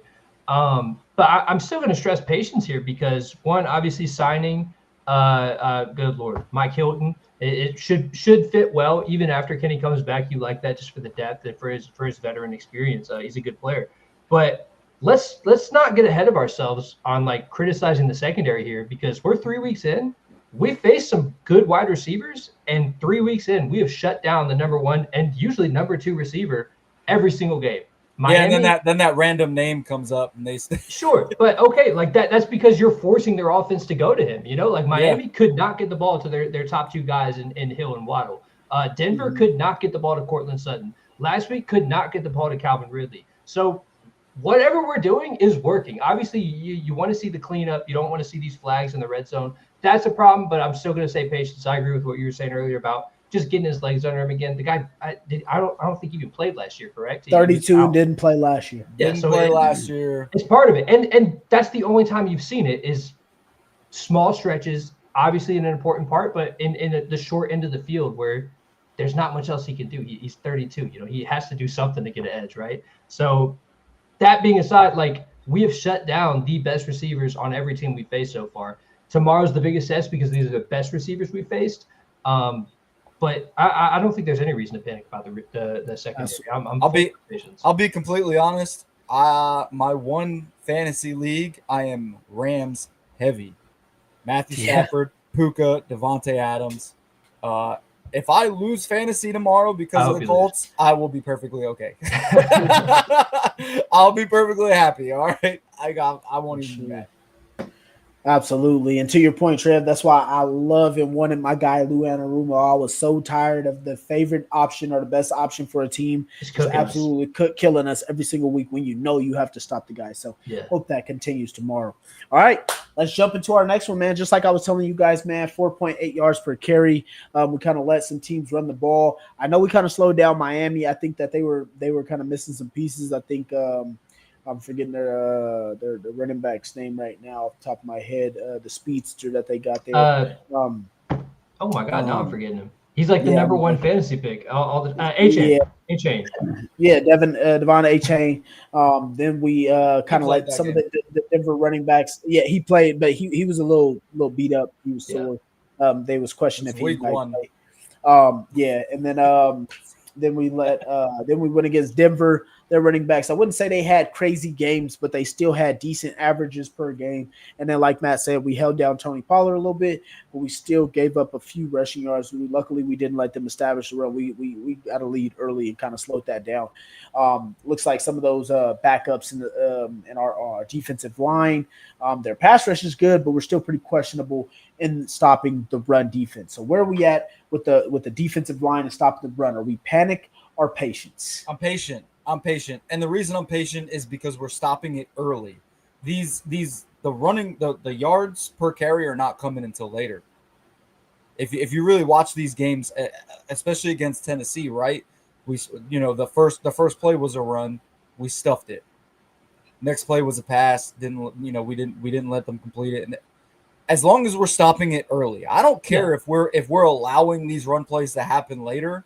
When it's garbage time and they're trying to create some kind of balance to come back and not be one-dimensional, sure. I'm fine with that because we're kind of focusing on stopping the run. And that's what I'm noticing as a trend on this defense. Early on, we're stopping it. It's later in the game. It's that third and fourth quarter when we're up, we're winning. That's when the runs are actually breaking through because we're focusing on stopping the pass. So to be honest, I really don't care about what we're allowing total wise when it comes to the run because early on we're stopping it. We're not letting them get balanced early. That to me is more important than a total yards per carry. Yeah, I agree. I think we've played situational defense really well. And then you have your spots. I mean, it's the NFL. Everybody's good. So towards the end of the games, like Matt said, they're going to find their ways to get their yards. But at the end of the day, all that matters is the score. And so far, that's been in our favor. So I'm going to agree with Patience. Trending like that'd be the one thing I'm a little bit closer to panic than the secondary. But I'm not there yet. I would still say Patience and just, let everybody feel it out. I really want to see more from our linebackers. You spoke about the defensive line in the run game. I want to see more from our linebackers overall, run game, pass coverage, everything. That's probably the one area I would say I'm closest to panic on. But defensive line, I'm okay with. I want to see more from the edge rushers. I want to see more from everybody in general, but I'm okay with right now. I would say Patience. Davis Stewart here was just talking a little bit about Kenny. He said a little unfortunate that they said Kenny's injury was a calf, now changed to Achilles. A bit scary if it's worse than originally thought. I'm going to tell you right now, I'm going to speak for everybody when I say this. I saw this on Twitter the other day. Somebody said, if this is what I think it is, if there's any Pacers fans out there, if it's what I think it is, find a date where you say he's okay and then wait 2 weeks after that. Yes. I saw that. Yep. I saw that 100%. So yeah. Especially if you look at our schedule, right? When you just get, you brought in Mike Hilton, he's solid, like we've said multiple times, right? I don't need to go back down and beat that dead horse. But then we got the Raiders next week. Am I really concerned about them? It's like the Falcons. It's better to miss. It should be. I think it's Vegas. Is it the Falcons or Arizona? I believe it's the Falcons, Arizona, and the Chargers, I believe. Yeah. Yeah. Look, it's better to miss 3, 4, 6 games and be healthy for the playoffs and miss the entire stretch than try to come back early, pop a freaking Achilles, and be gone until next year. Don't say it out loud. Hey, I'm just saying, like that is no, I know, but that's why I said I completely agree. Whenever y'all say he's healthy, give him 2 weeks more. Give him all the time that he could possibly need, and I agree, add 2 weeks after that. Like I'm a Pacers fan. Our other co-host Zach is also a Pacers fan. We know, dude, like that is probably the worst pain I've felt as a sports fan watching a game live was seeing that injury. So take your time, Kenny. Get back up. Speaking of Zach, he's dominated on the panic. He is panic. You need another fatty in the middle to rotate along with Gallimore. This man always hates paying other people, but we're paying our own people, but wants to bring other people in. Just bring in more guys. It is a tough spot, but I didn't say my side of it. I think I'm okay right now. I'm not panicking too much. I think the way that we're able to score, like Trev said and Matt said, like guys are kind of running the ball at the end and we're kind of letting it up. It's just like with our pass defense, we gave up the few yards and a touchdown just because we're backing off at the end of these games. So I wouldn't say panic just yet. I'd wait to see when we're in a bit more of a tighter of a game and seeing what somebody actually does to run over us. Agree. Or run against us. Dave said no problem having to miss few games. I like this new segment he added. And then I'm the Celtics fan, so I get it. Dave says gave me a heads up. All right. I just like to be a little fun. All right, so last one. This is the big one here for me, man. Let's go ahead and jump into the final panic or patient question I got for you guys, man. We are 26th rated in offensive red zone scoring. Nathan, this is going back to your question that you had. We are also ranked 32nd in defensive red zone scoring. So every time somebody gets into our red zone, they are scoring. Our red zone issues need to be fixed, and we need to solve those immediately. Where are you guys at on red zone defense and offense, panic or patience? Okay, so offensively, I'm kind of in a patience. I feel like this is something that Shane can figure out pretty easily, especially showing last week when he started utilizing Daniel Jones in the run. And I think we were better last week in the red zone than we were all season. So I think that's something that Shane can fix. Where I am worried is defensive. That's where I'm panicking. Defensive red zone efficiency is definitely where I'm kind of sitting here. And it's not even just like a it's not something Luke can do. I feel like a lot of our issues are penalties that have happened with Xavier Howard. So, and I don't like to name drop, but I mean, yeah, that's really where our issues lie. Penalties. Yeah. We've stopped them on 3rd and goal. We've stopped them third down in the red zones, and then Xavier Howard gets flagged, and we've given them multiple opportunities because of penalties. So that's where I'm panicking is penalties. That actually happened against Tennessee as well. Yeah, so that's really where I'm panicking. I think that's the only thing that makes me panic in this team is the penalties in the red zone. If we don't get those penalties, our red zone efficiency is different. Yeah, I'll say panic. Not in the sense that like I'm super worried about it, but panic that it needs to change and it needs to change quick. I mean, the two ratings you gave, 26 and 32nd, it's unacceptable, is what it is. But I'm not like fully panicked because I agree Shane will get it fixed, and Lou Anarumo will get the defensive side fixed in the red zone. I think we have the personnel to fix it, so I think it's going to trend upwards. But to this point, yeah, it hasn't been good enough. You can't trade 7 for 3 and continuously win games. We've made it so far, but if those things don't change, you'll quickly watch us piss away a 3-0 start. And that's where I'm like I'm leaning towards panic because that needs to change. You got to get 7 when you're in the zone for it. More often than not. I also kind of want to add to a little bit. If you look at how this offense has moved the ball consistently throughout the first 3 weeks, we've moved the ball better than anyone else in the NFL. We've been in the red zone more than anyone else in the NFL. So you also gotta take that into account that comparatively we're there more than anybody else, and we're still putting points on the board. Yes, we all want more touchdowns in the red zone than we do field goals, but it's kind of fluffed if you really think about it because of the amount of times that we're in there. So that also comes into mind. I'll double down on that too, in the sense that while I'm frustrated trading 7 for 3, I do think about 90% of the time so far, Shane has made the right decision of when to go for it on fourth and when to just accept the points. So are we being a little conservative in the red zone sometimes? But that Denver game, right? If we wouldn't have been conservative sometimes, that was a 1-point game, So shit that, I'm okay. The Denver game is different too because we also didn't make it twice on fourth down. Yeah. And that wasn't in the red zone. And we also kept giving Denver short fields. Yeah. So it's situational for sure. Hey, everybody say hi to Damon. I haven't seen that handsome face in like months. Welcome in, brother. Antoine saying that front he four looks like on a tired dad. Antoine says that front four on defense has got to finish. We have to score more in the red zone. Completely agree. All right, Damon, let's go ahead and let you jump in here real quick. I know you've been missing a little bit. I don't know if you want to go back through all 3 of them or you just want to jump into this one here on the panic or patience. Do you have panic or patience? So I'll just give them all 3 since you haven't been here for a while.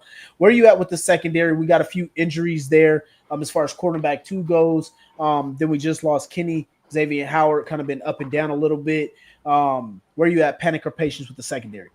I'm going to say patience here because I do think we're going to get Jalen Jones back. Hopefully sooner than later. And he looked like our CB1 for most of last year. So I think in confidence that should be able to help us out in the back end. Red zone offense, is that where I went next? No, the second one was defensive line. So we're giving about 4.8 yards per carry.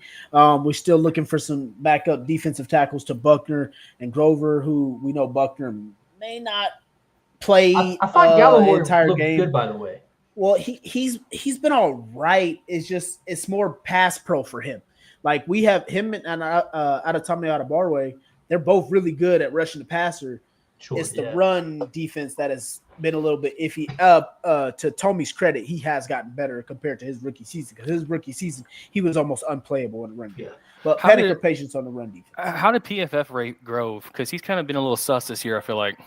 Grover has been rated as, I want to say, like a top 5 tackle in run stop defense. Let's not ask what PFF rates people. Right. No, right. I follow PFF, Next Gen, and then the stats and indicators that they do for everybody across the league. So I try and find a variance of guys. I don't like to use but Grover's about top 5 in the run stop. Well, my reason is I think a lot of the fan base has been pretty frustrated. What we've kind of seen on a lot too. But as PFF came in top 3 or top 3, number one edge, and some of like what I see too is, and this could be a Lou thing, just with some of the stunts and some of the things they're doing up front, they're not containing anything. I mean, they're playing wide open, and I feel like the minute we play legitimate quarterback that can get outside the pocket, I feel like we're going to get burnt. That's kind of a panic for me, I would say. Yeah, I like that you brought that up because I kind of disagree. I think we've faced a legitimate quarterback who can get out of the pocket and make things happen. I'm not saying Tennessee. You saying Bo Nix? Bo Nix. Bo Nix last year definitely was efficient when he came off the edge, and I thought we played pretty well against him. Well, he had a couple 20-yard runs. He had a couple 20-yard runs against us. Yeah, but he went up the middle. He didn't go outside. And I also think those 20-yard runs, because I want to say we also have been graded as I can't remember the number exactly off the top of my head right now, but I want to say we were like top 5, top 10 in perfect coverage. Yeah, I will say I agree to the point that Damon is making, because I mean a lot of people were saying last week that, you know, Latu was getting the pressure, right? And he was, but if you look at the seconds from snap of ball to the time he got the pressure, it was a little long. You know, you want coverage. To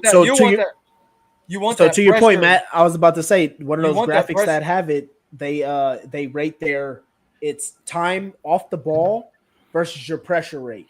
So Kwity Paye has a faster time off the ball, but he has a lower pressure rate than Latu. Yeah, well, and I want Latu to get that pressure rate to be faster. To be like pressure. A quarterback drops back. You're expecting him to throw the ball between 2 and 3 seconds. Right. Yep. So that pressure needs to come faster. Last week, our pressure rate was coming at like that 3 to 4. Right. And that's where I definitely agree with Damon that we need more from that. And then the containment aspect, even last week, Tyquan Lewis, who we all know, I've praised him for, I don't know, the entire time we've been a show. Every year we've had him. Yeah. His ability to contain the edge. He didn't contain it last week. So, I don't know why he stopped doing what he does. He knows Tennessee likes those rollouts, but it's just, yeah, we definitely, I mean, the good thing is tomorrow we don't have to worry about, I don't think we have to worry about those edges as much as long as we get that interior pressure and we don't let him slip through the interior, because that's where Matthew Stafford thrives. He can definitely slip out of the interior. He's not going to try to run off the edge and try and run outside the tackles, but he'll definitely try and slip through the edge or through the interior. I hope he tries to run. Please run. That's why I wanted to say too is like let's not mix up. I wish his old ass would try and run. Let's not mix up like his lack of scrambling, I guess, for inability to move, right? Because he'll move around the pocket really well and he'll extend plays still. He's just not going to break it for a 30-yard scramble like someone like Bo Nix might. So we don't have to worry so much about that. But he will take those 3rd and 4s. And be able to run it and get those first downs. It's going to be a slow run, but he'll get leveled. Get right back up.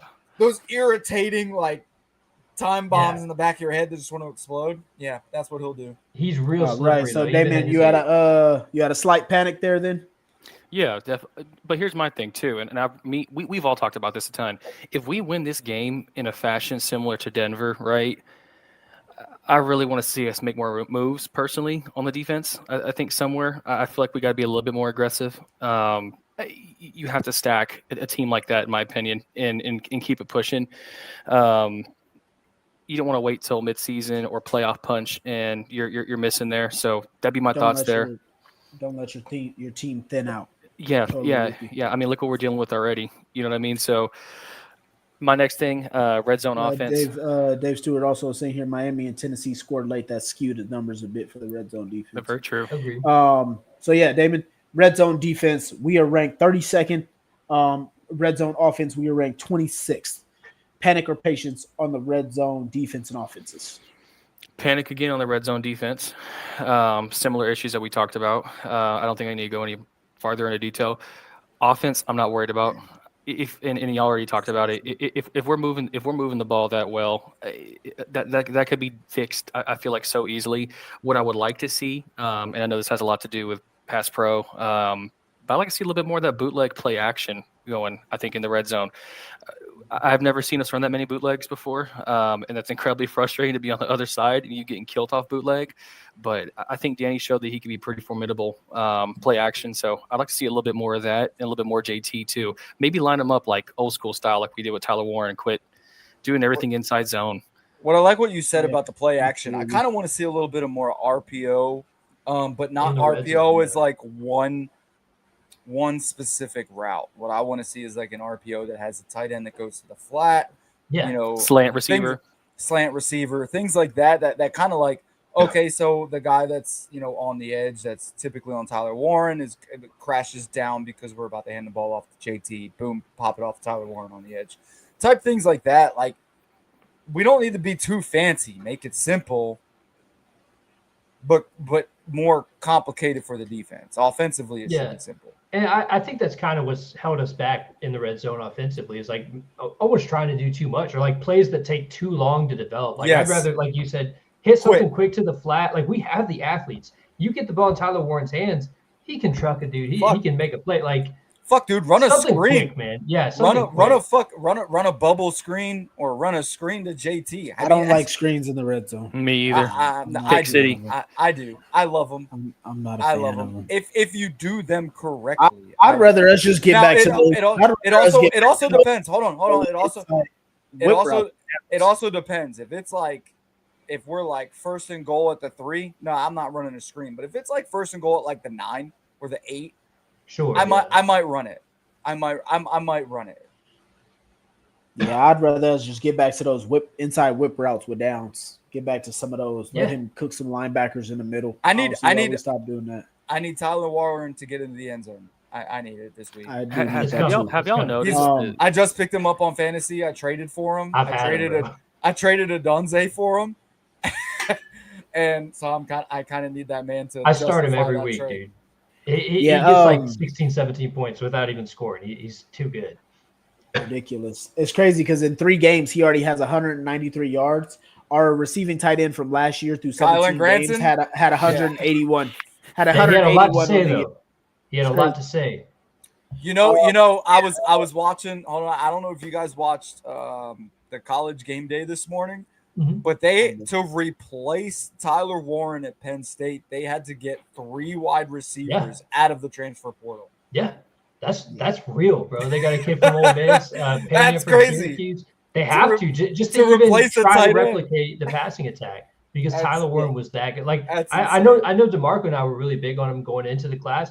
I legitimately think he was the best at his position, the best player available, and he fell to us. Like, it's still a dream come true, dude. I can't believe this guy's a Colt. It's so cool. As for me, I am panicking on the red zone. Both sides of the ball? Now I got a little bit more patience on defense. I think just for defense, because you're eventually going to get some stops. I think the penalties got to be cut down. We fixed those red zone penalties, like Matt said. I think we fixed our own issues.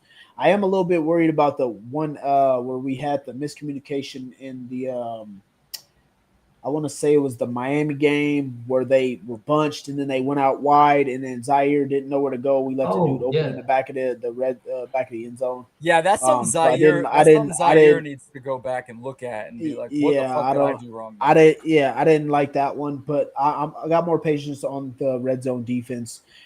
As for the offense, I just think it's a little asinine that all these weapons that we have, and we're not a top 5 red zone offense. I think it's a little ridiculous. I mean, even if you gotta bring in Anthony Richardson and have him come in and create some miscommunications or whatever you got to do, but I just don't think there's any reason why you got Tyler Warren, Daniel Jones, Michael Pittman Jr., Josh Downs. I mean, all these guys. I just think that we should be scoring in the red zone at will. I think Shane tries to get too cute once we get down there. Once we get into that situation where we're between the 15 and the goal line, he tries to get too cute, and there's no need to. There's no need to. I mean, I'm handing the ball to JT really anywhere on the field. Anywhere on the field. And I'm not trying to do these inside zones with a tight end blocking down on the weak side, things like that. I'm good with I'm running the ball straight forward, and I'm letting JT. If JT doesn't get in the end zone, he's going to get on the 1 yard line. Well, JT gets on the 1 yard line. What are we going to do? QB sneak. Daniel Jones is going to get it every time. Yeah. Like, I just don't think there's any reason why we should be ranked anything lower than I agree. 15. It will. That's why I'm panicking a little bit. I would like to see it be. I will say each week I felt like we've gotten better, because week 1 we were god fucking awful. Week 2 we were okay. Week 3 we definitely started putting the ball in the end zone. So we were scoring from outside of the red zone. And week 3, they wasn't even the red zone wasn't even factored in. I think it'll improve though. I think we have the people that's one of those things like law of averages. It will get better. There's no doubt about it. Hey, Damon, you had something on your mind there? What's this comment here? Oh yeah, I was about to pull that up, but I wanted Damon to get his thought. No, the other one. Go back up. Tressa says Matt trying to play and give me a heart attack. I don't know what she mean. I just want to know her reference to that. What she's talking about. Yeah, that one. Bam. What she mean? Damon, you had something on your mind though? I was just gonna say, have y'all noticed that our run game succeeds when we keep it simple? Yes. We talked about this when we do crazy like JT can run his own misdirection. Bro, we ran an ISO, bro. I haven't seen that since I was 10 years old. A freaking ISO. Shane is a genius for that. Hey, that used to be my favorite play on Madden 25 with Barry Sanders. Bro, I was ISO 70 yards, 90 yards every fucking time. But I mean the formation they ran it out of was from like the 80s and 90s. Straight old school John Riggins fullback power. An ISO now is typically, a fullback in front of the running back. We're lined up, single back, whatever. But or an I formation. But they ran it like an old school formation, and that shit was nice. Yeah, I mean, I think we have the personnel to keep the run game simple. Like JT is obviously one of the best backs in our team's history. I think by the time he retires, he'll be the best. But that's another discussion. But you go behind Tyler Warren, you go behind Quentin Nelson, you're gonna get yards. Like it is simple. So I agree with you, Damon. Yeah, just keep it simple. There's no need to really do extra stuff all the time. Save them for when you really need them. But we can really just hand that sucker off, and it's gonna work more often than not. Yep, for sure. Chester says, "What did y'all think when Anthony Richardson came in? We all thought it was absolutely great that Daniel Jones and JT got to take the night. Yeah, I mean everybody was crazy on Twitter. I kept seeing it like, oh, Anthony Richardson signing. Like, I don't care, dude. It's because we were up. It's a luxury, dude. Over 2 scores, like of course he was going to come in. We were happy. It's not something we've typically done in the past. I'm good with it though. That we haven't gotten to do. The last time I think we've actually done that was Andrew Luck in his younger years. We put up some points on some people, and we have brought in backup quarterbacks. But it's great when you can do that. But the fact that it was Anthony Richardson at this point, I love Anthony Richardson. I'm over Anthony Richardson, not over it, but like I'm Daniel Jones right now. He's succeeding. Well, yeah, he's he's succeeding, and my mind is nowhere else. Yeah, the controversy is not there for me. Quarterback is Daniel Jones. Somebody posted on Twitter the other day and said, "Would we be 3-0 with Anthony Richardson at QB?" I commented on there.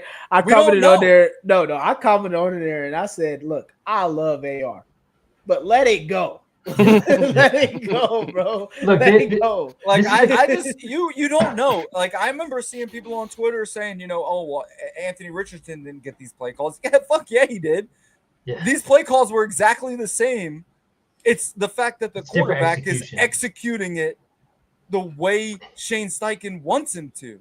Shane Steichen can call the plays he wants to because he understands the play calls. The quarterback knows where he's supposed to go. The quarterback understands the reads. The quarterback understands the protection. That shit drove me. I'm sorry. This is a conversation because I'm gonna go off. This is a conversation that we'll probably be looking at, at the end of the year or into the offseason when questions about whether Daniel Jones extends with us, all of that shit. Like we have plenty of time to get to that, 6, 7, 8 months from now. Not worried about it at all right now. Daniel Jones is the quarterback. He's balling. He's playing well. But it's a luxury when you're up so much that you can let Anthony Richardson come in and, get a couple reads, make a couple audibles, just kind of dissect the game on the field in live time. That's the kind of stuff he needs. So it's good. And the more we put points up on people, the more we'll have that luxury to let AR come in and get a couple reps. So I think it's perfect. Most definitely. Dave Stewart says here, seriously, inside the 5, we pack it in and try and muscle it in against their fat guys. I would prefer to spread it out and create seams with all those bodies. Yeah, I mean, whatever they got to do, man, whatever they got to do, even if they want to call Anthony Richardson in and put Daniel Jones at wide receiver and him just take the snap and do that little that QB dive that he did a couple times, whatever we got to do, to find ways to score zone. In the zone. I just think that this offense has way too much. I mean, look at the way we move the ball. Quarterback power, baby. We just have way too much. Tyler Warren needs to be used more in the red zone. Agreed. Exactly. That is my thing. I mean, MPJ and Tyler Warren, right? Because I mean, yeah, we got Josh Downs. Right now, we're going to be having A.D. Mitchell and not Alec Pierce. Alec Pierce is a downfield guy. So, to me, he's like a red zone irrelevant. A.D. Mitchell, to me, Josh Downs, I mean, they can make it happen, but they have to be some kind of speed routes. But if I'm really looking at two guys who can make it happen, let's say three guys who can make it happen, it's JT, it's Tyler Warren, it's MPJ. Those are the guys. They're physical. Yeah. They're going to make it happen. I agree. Yep. So, yeah, that's where I'm at, man. Punch the ball in, get some end zone scores. Smack somebody. All right, folks. We've reached that point. Let's get into predictions. Colts at Rams this Sunday. Who you got? What's your score? Man. I'll go, man. I'll say I think this is probably our toughest game so far. Obviously, the Denver game was pretty tough and came away with a win, luckily. I think this is our toughest test. And I don't know. I want to go us. I really do. But I just feel like we're due for something to go wrong. Obviously, you're traveling out to LA. They're coming off of a game they feel like they should have won too. I don't know. I feel like this is going to be a very competitive game. I think it's going to be an offensive game for both sides. But ultimately, I feel like something is going to go wrong for us. I feel like LA is going to escape from a game that we'll probably come away with feeling like we should have won. That's kind of my trend. And I see it being a pretty high-scoring game. I think the Rams probably escape like 30-27, something like that. All right. Who up next? Damon, what you got? 31-21 Rams. I think we're going to see DJ's first mediocre game. I think he might throw a pick or get blown up in the backfield by Verse, the guy we should have drafted. I could see something like that happening. I agree with Trev. My caveat: the Texans probably should have beat the Rams, if I'm being honest. And the Titans were in the game practically the whole time. They should have beat the Rams too. And the Titans were in it the whole game until the end in garbage time. So I don't know. If I'm talking about the fight, I think we have more fight than them. We'll just see what kind of game plan comes out and what we look like tomorrow.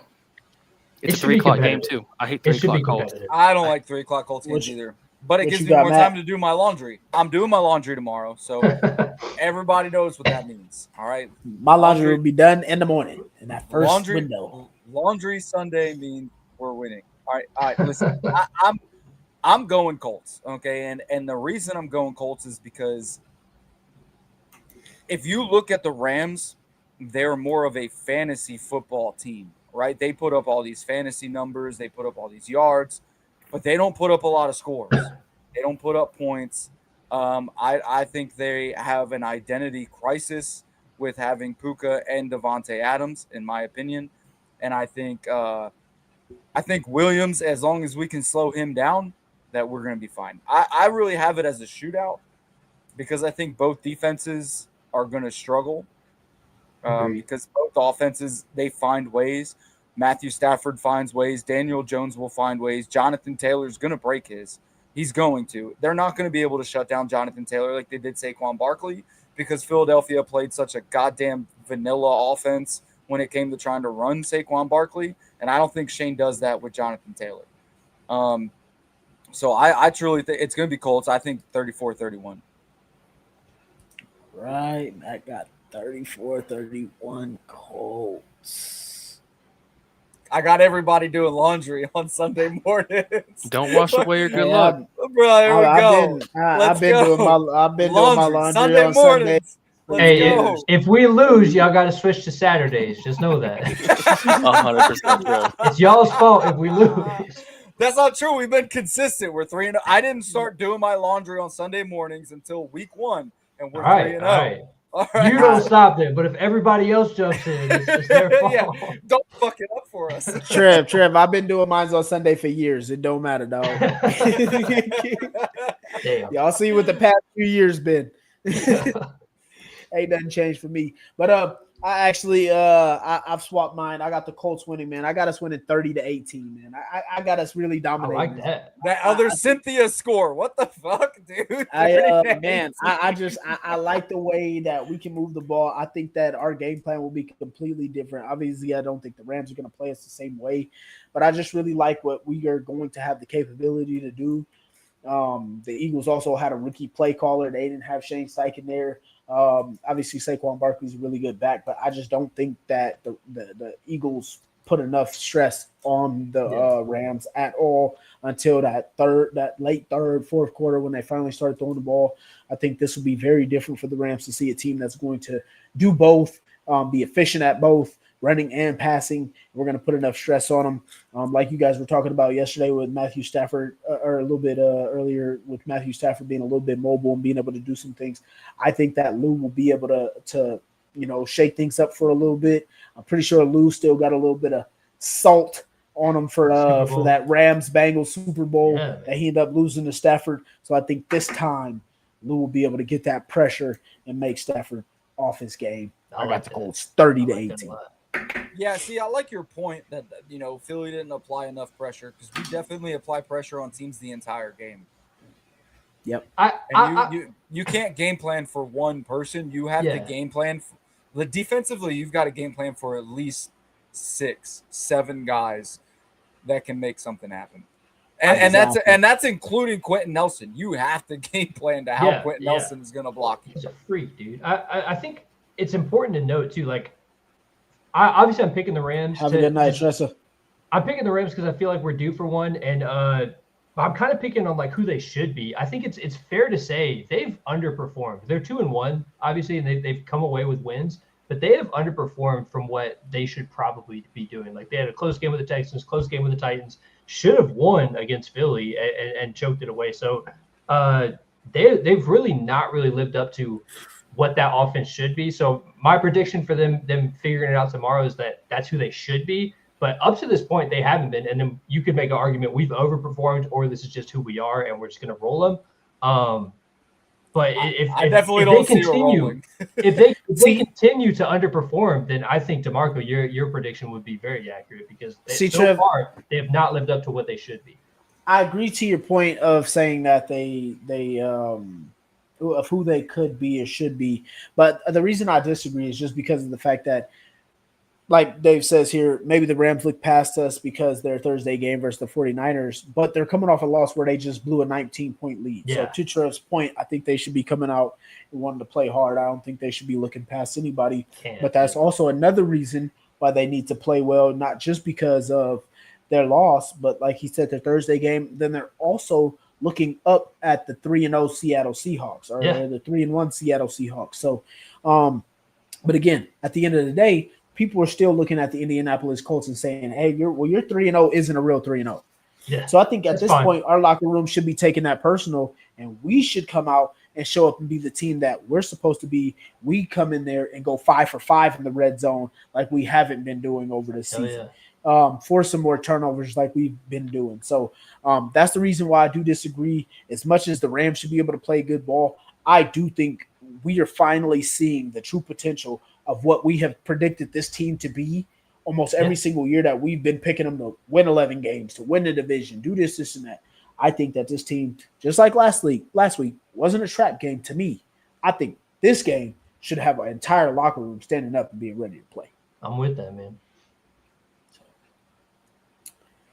I'm hyped. Anything else to add? I ain't gonna lie. I'm hyped. We got a Dublin game. We got a Dublin game tomorrow too, so a nice early morning start to football. Ooh, do you guys know what time that game starts? Is it 9 or 9? I believe it's 6 a.m. 6 a.m. Oh my God. Yeah, 9 a.m. your time. I'll tune in for the second half, bro. No, Matt, it's no, you're on my time, Matt. It's 6 a.m. 6 a.m. I'll probably be awake. I'll be awake. It'll probably happen. I'll end up starting my laundry. Hey, I'm out of the army. I sleep in now, bro. I hope Minnesota beats the dog shit out of the Steelers. I think they will. Fuck Aaron Rodgers. Trash. Is Wentz starting again? He is. Yes. I like it. I think the only quarterback. I think the only quarterback that's been hurt that's coming back is Brock Purdy. He's playing tomorrow. Yeah, he's coming back. Oh no, Justin Fields came back too. Oh, yeah, you don't count. Yeah. Jets. No one fucking cares about the Jets. It's the Jets, yeah. They're like a CFL team. Yeah. Well, all right, folks. I did see it today. Appreciate everybody who came through. Got a big game tomorrow, the biggest of the year so far for us. Appreciate everybody coming through. Appreciate you, David, for stopping by. I know you got a lot going on, but let's try and go 4-0 tomorrow. And as always, go Colts. Go Colts. Second down, he fakes the Taylor, fires over the middle, completes.